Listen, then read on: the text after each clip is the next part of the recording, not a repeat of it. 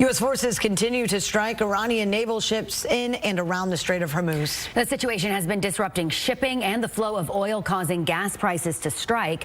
And now U.S. allies say they're stepping in to help secure the strait. They include Japan, Canada, and 5 European countries. Oil executives met with the vice president and other administration officials yesterday. Most important thing that this industry or this administration can do is really focus on getting the straits open, and I know that that is their focus right now. The Pentagon is now seeking about $200 billion to support the war effort, a request likely to spark a fight on Capitol Hill. We turn now to Fox News anchor Shannon Bream with Fox News Sunday joining me now. Good morning. Good to see you, Shannon. Yes, I love when we get the Shannons together on a Friday morning. So let's start with that request for funding. The Pentagon asking for $200 billion to pay for the Iran conflict. What is Pete Hegseth saying about this request? Well, he says it's needed. It will be specific and targeted, and he's meeting resistance on both sides of the aisle. Not surprising that Democrats are going to say, you know, we have to know exactly what the end game is here. This is a lot of money. This is taxpayer money.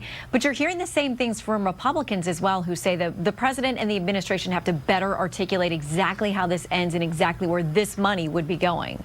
How is this going to impact the Strait of Hormuz? I know that all eyes from a lot of these lawmakers on the strait right now.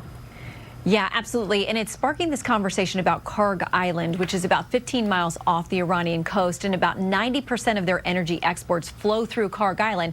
We've hit it. We've hit military installations there, but we've left the energy processing infrastructure in place. But there's talk now that the president's getting serious about considering taking that island.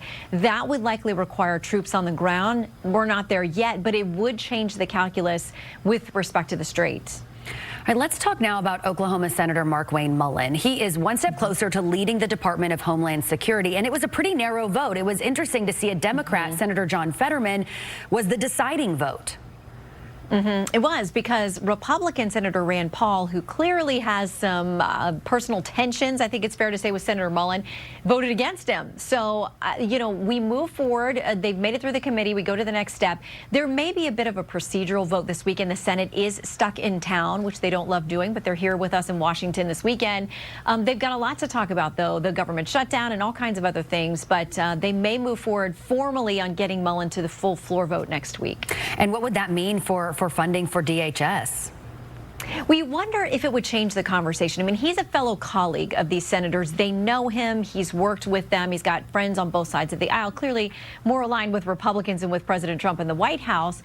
But does a new person at the top of DHS reset the conversation? We know that Tom Homan was up on Capitol Hill yesterday talking to Democrats and Republicans as well. Obviously been a leading voice, leadership with ICE and immigration efforts. And so will either of those kind of shake things loose? We're waiting to see.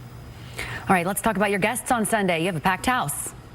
We do. They're stuck here. So we've got Senators Lindsey Graham and Senator Chris Van Hollen just about on opposite sides of every major issue that we're going to talk about. So we've got them.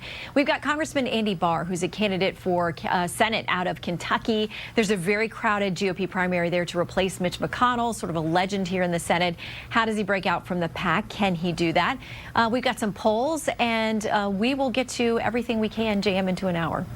All right, Shannon, great to see you this morning. You too. Have a great weekend. All right.